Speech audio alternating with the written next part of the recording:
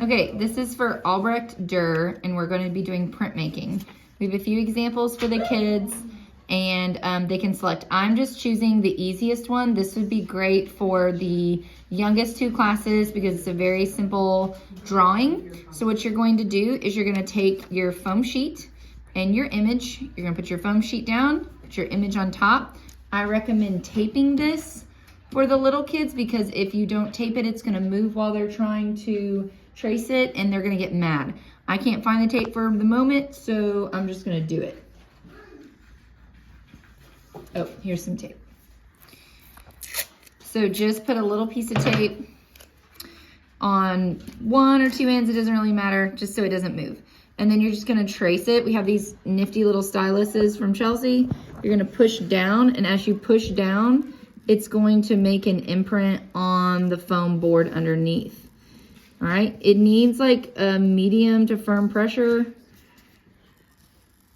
And when you're finished, you will have your nice outline. So now I'm gonna lift this up and I can see that I have an outline, but I also see that there are areas that aren't pressed down enough. So I'm gonna go back over my lines so that I have a nice ridge. If you don't have a nice deep ridge, your print is not gonna turn out as well as it could. So definitely go back over it. Some of the littler kids might need help with a parent going back over it just because they might not have the dexterity or the pressure.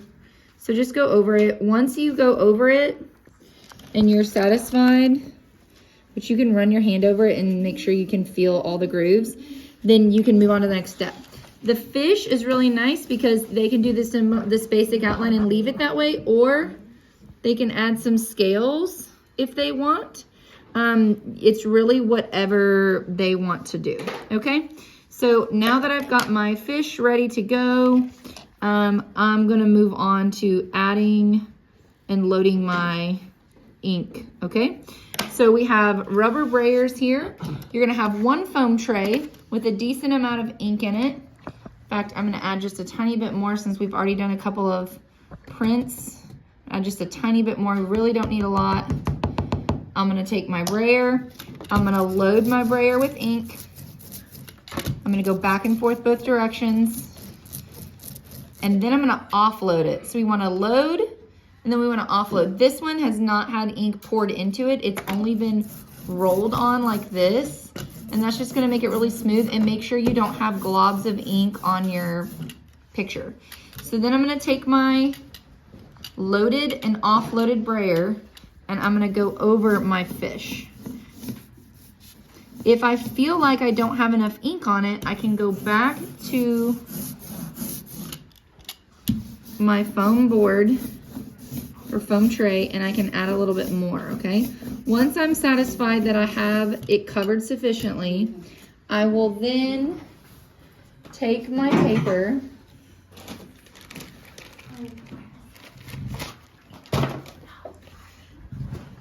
I will take my paper, I will take my ink, loaded foam board, I will stick it on here, and then I'm gonna use a clean brayer. No ink has touched this, it's clean. I'm gonna roll it over top of my fish, back and forth, and you want firm pressure. So you might wanna let your littles hold on to it and then also put your hand on top of it and help them roll it, okay?